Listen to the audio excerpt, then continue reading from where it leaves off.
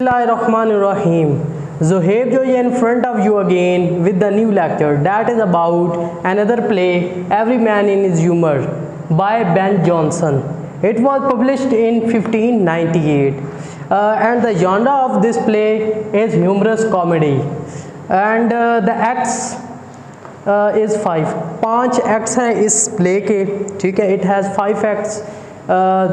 उसके बाद हम चंद करैक्टर्स के बारे में डिस्कस करेंगे सबसे पहले, ठीक है, और उसके बाद एक ब्रीफ समरी की जानिब चलेंगे. तो हमारे पास जो करैक्टर्स मौजूद हैं इस प्ले के, सबसे पहले है नोवेल, ठीक है. ये एक बूढ़ा, एक उम्र मतलब ज़्यादा उम्र का ये भाई है, ठीक है, अंकल टाइप है, ठीक है. और ये एडवर्ड एडवर्ड नोवेल है वो उसका बाप है और ये चिंता में रहता है, परेशानी में रहता है कि मेरा बेटा जो है वो अपनी तालीम पर गौर व फिक्र करे, पढ़े, ठीक है, और इसको बार बार इसको समझाता रहता है अपने बेटे को, ठीक है. उसके बाद एडवर्ड जो है ये नोवेल का जो है बेटा है और ये मतलब बेकार की अकॉर्डिंग टू हिज फादर, ठीक है, बेकार सी पोइट्री मतलब शुरू की हुई है इसने, ठीक है. और उसके बाद हमारे पास जो अगला करैक्टर है ब्रेन वॉर्म. ये कौन है? ब्रेन वॉर्म का एक बहुत उम्दा किरदार है इस प्ले के अंदर, क्योंकि ये काफ़ी भेस बदलता है, ठीक है, बहुत सारे भेस बदलता है इसका, और ये ऐसा समझे कि मेन करैक्टर इसको आप कंसिडर कर लें, ठीक है. और ये सर्वेंट है नोवेल का, ठीक है. उसके बाद वेलब्रेड कौन है? वेलब्रेड जो है वो एडवर्ड का फ्रेंड है, ठीक है, और ये उस वक्त सामने आता है जब वो नोवेल जो इसका एडवर्ड का बाप है उस तक एक का लेटर पहुंचता है जिसमें नोवेल की बुराइयां की हुई होती हैं इसने, ठीक है, और एडवर्ड को ये बुलाना चाहता होता है. उसके बाद अगला करैक्टर हमारे पास डाउनराइट एक गुस्सीले किस्म का एक आदमी है, बहुत ज़्यादा गुस्सा करने वाला है, और ये हाफ ब्रदर है वेलब्रेड का, हाफ ब्रदर, ठीक है. उसके बाद स्टीफन वेलब्रेड और एडवर्ड का दोस्त है, ठीक है. उसके बाद मैथ्यू जो है ये डाउनराइट का ऐसा समझ ले एनिमी है, दुश्मन है, और ये बोबेडल के पास जाता है और कहता है कि डाउनराइट को मारना है, उसकी कुट लगानी है, ठीक है, क्योंकि उसने मुझे मारा है, ठीक है. उसके बाद बोबेडल एक सिपाही, एक रिटायर्ड सोल्जर है, ठीक है, और बहुत ज़्यादा गप्पे हाँकने वाला, लंबी छोड़ने वाला, ठीक है. तो ये बहुत मज़े का मतलब एक करैक्टर आप समझ लें. तो अब चलते हैं हम कहानी की तरफ, ठीक है. कहानी स्टार्ट होती है जो नोवेल है, बूढ़ा आदमी जो है, ठीक है, बुढ़ा, ठीक है. तो ये बहुत ज़्यादा परेशान है अपने बेटे की वजह से, और पहले तो ये खुश भी होता है कि चलो मेरा बेटा जो है कुछ ना कुछ मतलब पढ़ाई में थोड़ा बाला ध्यान रखा हुआ है, ठीक है.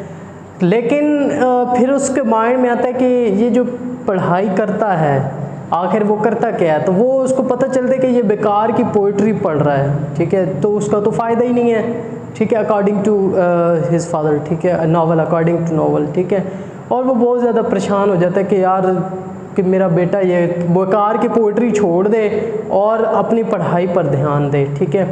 अब ये बातें चल रही होती हैं तो जो अपना वेलब्रेड है वो वहाँ पे पहुँच जाता है, ठीक है, ख़त लेकर. और उससे पहले स्टीफन नाम का एक जो इनका कज़न है, ये एडवर्ड का एक बेसिकली कज़न है, ठीक है. स्टीफन आता है उसके बाप के पास और घर आता है और पूछता है कि एडवर्ड किधर है और मुझे मिलना है उससे, ठीक है, हमने शिकार के लिए जाना है. तो नोवेल फिर इसको समझाने लग जाता है स्टीफन को कि ये शिकार व्यार कुछ नहीं होता, इसको छोड़ो, अपना करियर फोकस करो, अपनी पढ़ाई पे जोर लगाओ, इतना जो इन बेकार एक्टिविटीज़ में आप पड़े हुए हो इनको छोड़ दो, ठीक है. तो ये वहाँ से फिर चला जाता है ये बातें सुन के, ठीक है. उसके बाद वेलब्रेड का ख़त इसको मौसूल होता है, तो ये नोवेल जो है वो ब्रेन वॉर्म को कहता है कि ये लेटर क्योंकि मेरे बेटे के लिए आया है तो सबसे पहले इसको मैं खुद पढ़ूंगा, ठीक है, रीड करूंगा कि इसके अंदर क्या लिखा हुआ है. अब यहाँ पे एक मज़े का एक कॉमिक सीन देखें नावल को ख़त मिला वेलब्रेट का, ठीक है, किसके लिए, एडवर्ड के लिए, ठीक है। तो उस ख़त को जब ओपन करता है तो उस पर लिखा होता है कि वेलब्रेट बाहर आओ, और उसके नीचे फिर जनाब लंबी लंबी लंबी गालियाँ और मतलब गलत एडवर्ड के बाप के लिए लिखा होता है, ठीक है। मतलब बड़ी गलीज़ किस्म की बातें इसने लिखी होती हैं कि तुम्हारा बाप ये तो वो फलाना, ठीक है। तो ये बातें पढ़ता है नावल, तो नावल को एक किस्म का गुस्सा सा आता है और वो सोचता है कि मेरा बेटा कितनी गलत संगत में मौजूद है, ठीक है। लेकिन बहरहाल वो ब्रेन वार्म, अब जो उसका सर्वेंट है वो उसको कहता है कि ये लेटर जो है ये मेरे बेटे तक पहुंचा दो, ठीक है। तो ये पहुंच जाता है ब्रेन वार्म लेटर लेकर। अब वहाँ पर नावल और स्टीफन जो हैं वो इकट्ठे हैं, ठीक है, और जो ब्रेन वार्म है वो इन दोनों के पास जाता है और एडवर्ड को वो ख़त देता है। और एडवर्ड को ख़त देने के बाद वो कहता है कि ब्रेन वार्म कि ये आपके फादर ने इस लेटर को पहले ही पढ़ लिया है, ठीक है। तो जब वो ख़त ओपन करता है, लेटर ओपन करता है, तो उसकी हंसी नहीं रुकती। वो कहता है कि जो वेलब्रेट है उसने मेरे बाप के बारे में इतनी मतलब गलत बातें और गालियाँ वगैरह, उस हंसी नहीं रुकती उन दोनों की, स्टीफन और उसकी। तो ये क्या करते हैं, ये चले जाते हैं वेलब्रेट से मिलने, ठीक है, वेलब्रेट के पास चले जाते हैं। तो आई होप कि आपको यहाँ तक कहानी क्लियर होगी। अब चलते हैं मैथ्यू की जानिब। मैथ्यू जो है इसका झगड़ा हो गया कहीं डाउन राइट के साथ, और डाउन राइट ने जनाब जी झपाट दिए इसको, ठीक है, मतलब मारा इसको। तो अब मैथ्यू जो है उसको पता चलता है कि एक बोबेडेल नाम का एक शख्स है जो कि रिटायर्ड सोल्जर है और बहुत ज़्यादा स्ट्रॉन्ग और बहुत ज़्यादा करेज वाला ये इंसान है और ये लड़ने में माहिर है, ठीक है। तो मैथ्यू इसके पास पहुंच जाता है और उसको सारी दास्तान सुनाता है और वो कहता है मैंने बदला लेना है उससे, डाउन राइट से, इसकी कुट लगवानी है आपसे। और ये भी पता है आपको, बोबेडेल मैंने आपको बताया करैक्टर्स के अंदर के बहुत ज़्यादा फेंकने वाला, छोड़ने वाला, लंबी लंबी जनाब जी फेंकने वाला ये बंदा है। और ये कहते कोई मसला ही नहीं है, ये तो देख लेंगे हम इसको डाउन राइट को, और बड़ी लंबी लंबी जनाब जी कहानियाँ फिर सुनाने लग जाता है इसको, ठीक है। अच्छा, ये डाउन राइट के मुतालिक हो गया। और उसके बाद जो हमारे पास करैक्टर मौजूद है यहाँ पर, किटली नाम का एक करैक्टर, वो यहाँ मेंशन करना मैं भूल गया, ठीक है, काइटली नाम का, ठीक है। तो काइटली आता है डाउन राइट के पास। अब ये काइटली कौन है? काइटली जो है उसके घर में एडवर्ड रिहाइश पजीर है, ठीक है, और उसकी बीवी का नाम डेन काइटली है, ठीक है, और ब्रिजिट जो है वो काइटली की बहन है, ठीक है। अब काइटली को शिकायत है इससे, एडवर्ड से, ठीक है, और ये शिकायत लेकर डाउन राइट के पास आता है, क्योंकि ये डाउन राइट एडवर्ड का हाफ ब्रदर है, ठीक है, तो जाहिर सी बात है इसको शिकायत लगाएगा।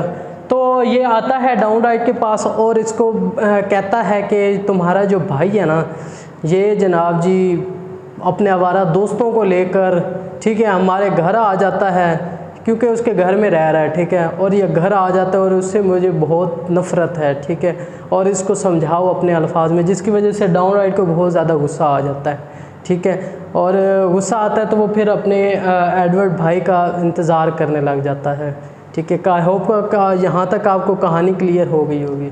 ओके, अब कहानी आगे चलती है। अब जनाब जी बोबेडेल और मैथ्यू जो है वो एडवर्ड से मिलते हैं, ठीक है, एडवर्ड और बोबेडेल जो है, सॉरी, मैथ्यू और बोबेडेल एडवर्ड से मिलते हैं, और इन दोनों, ये जो दोनों हैं ये डाउन राइट की शिकायत इससे करते हैं कि ये भैया जो है मैथ्यू, इसको डाउन राइट ने बहुत ज़्यादा कुट लगाई है, ठीक है, मारा पीटा है, ठीक है। तो ये कहानी जनाब जी ये सुनाते हैं एडवर्ड को, और जिसको सुनकर एडवर्ड को बहुत ज़्यादा गुस्सा आता है और वो कहता है ख़बरदार मेरे भाई के बारे में कुछ कहा आपने तो, ठीक है। तो बहरहाल ये बातें हो रही होती हैं। अब काइटली को एक इशू और ज़्यादा होता है, एक और इशू, वो क्या होता है, वो ये इशू होता है कि जो एडवर्ड क्योंकि लड़कों को अपने 12 दोस्तों को साथ लेके आता है तो उसको एक शक सा हो जाता है, डाउट सा क्रिएट उसके माइंड में होता है। और वो क्या डाउट होता है, वो डाउट ये होता है कि जो उसकी वाइफ है डेम काइटली, ठीक है, उसका अफेयर इनमें से किसी के साथ है, ठीक है, क्योंकि इसी वजह से वो बहुत ज़्यादा डरा हुआ भी है, ठीक है, और इसी वजह से वो जो है डाउन राइट को मतलब बताता है इसके बारे में कि ये दोस्तों का वारा दोस्तों को लेके आ जाता है, कुत्ते ज़हन में बोलने लगा था बहरहाल। तो डाउन राइट बहुत ज़्यादा गुस्से में भी आता, वो फिर एडवर्ड को कहता है, बल्कि ये डाउन राइट जो है वो काइटली के वाइफ के पास जाता है और उसको कहता है कि क्या तुमने तमाशा बनाया हुआ है, मेरे भाई को क्यों रखा हुआ है तुम लोगों ने, ठीक है। तो उस पर डेम काइटली जो है वो बताती है कि मुझे क्या पता, वो जाने और काइटली जाने, मेरे इससे कोई लेना देना नहीं है, ठीक है। अब एक और मज़े की मैं यहाँ पे बात बताता हूँ, जो वेलब्रेड है ना वो इस एडवर्ड और ये मैडम जो हैं हमारी ब्रिजिट, ठीक है, जो डेम काइटली की सिस्टर है, सॉरी काइटली की सिस्टर है, ठीक है, उससे एडवर्ड और इससे शादी करवाना चाहता है, ठीक है। अच्छा, अब चलते हैं कहानी को आगे लेकर। अब नॉवल जो है वो अपने बेटे का भी पीछा कर रहा है, ठीक है, ताकि वो सारी मालूमात ले सके कि मेरा बेटा क्या करता है, किस संगत में है, ये वो। तो पीछे से जनाब जी ब्रेन वार्म भेस बदला हुआ जनाब जी वो भी नावल के पीछे, ठीक है, ताकि नावल जो है वो अपने बेटे तक ही ना पहुंच सके। ओके, आई होप कि आपको यहाँ तक क्लियर हो गई होगी कहानी। आगे चलते हैं कहानी को लेके। अब क्या होता है, जो बोबाडेल जहाँ पे रह रहा है, कॉब के घर, कॉब कौन है, कॉब जो है ये पानी भरने का काम करते हैं, ठीक है, तो उसके घर में रह रहा है, ठीक है। अब कॉब को भी परेशानी होती है इस बंदे से, इस भाइये से, ठीक है, और परेशानी क्या होती है कि ये भाइया जो है, उस कॉब को लगता है कि ये भाइया जो है ना, ये जनाब जी मेरी वाइफ के चक्करों में है, ठीक है, वाइफ के चक्करों में पड़ा हुआ है। ओके, तो हालांकि नहीं पड़ा हुआ। ओके, तो अब क्या होता है, कॉब जो है वो इसके ख़िलाफ़ अरेस्ट वारंट भी निकलवा लेता है कि इसको अरेस्ट करवा दिया जाए, ठीक है, लेकिन ऐसा नहीं होता। अब कहानी आगे चलती है तो जो डाउन राइट, मैथ्यू और बोबाडेल जब इकट्ठे होते हैं, एडवर्ड भी वहाँ पे मौजूद होता है, स्टीफन भी मौजूद होता है, ठीक है, तो वहाँ पर फिर इन दोनों की झपट होती है इससे डाउन राइट से। डाउन राइट क्योंकि गुस्से वाला आदमी है तो वो इनको चैलेंज कर देता है कि तुम मेरे साथ लड़ो, ठीक है, तो जिसको देखकर मैथ्यू जनाब जी डर के फुर भाग जाता है और बोबाडेल वहाँ पे मौजूद होता है। ये भागता तो नहीं है, अलबत्ता इसको डर हो जाता है और ये बहाने हिले करने लग देता है, ये वो, और मैंने उधर जाना है, ये है वो है, ठीक है, हालांकि डर गया ना, जाहिर सी बात है, ठीक है। अब क्या होता है, जो अपना ब्रेन वॉर्म है तो वो जनाब भेस बदल के पुलिस वाला बन जाता है और पकड़ लेता है इसको, बोबाडेल को अरेस्ट कर लेता है, ठीक है। तो इससे पहले मैं एक बात आपको एक और बताना चाहता हूँ, एडवर्ड और जो अपना स्टीफन है वो एक जगह पे बैठे होते हैं, तो वहाँ पर एक ब्रेन वार्म जो है ना, एक भेस बदल के, क्योंकि मैंने आपको बताया बहुत ज़्यादा इसने भेस बदलने हैं, तो भेस बदल के वहाँ पे पहुँचता है और इसके हाथ में एक बेकार सी तलवार होती है, ठीक है, जिसको वो दिखाता है और इनसे कहता है कि ये परचेज़ कर लो मेरे से, और सस्ते में है और बड़ी अच्छी है, उम्दा है, ठीक है, बहुत पुरानी है।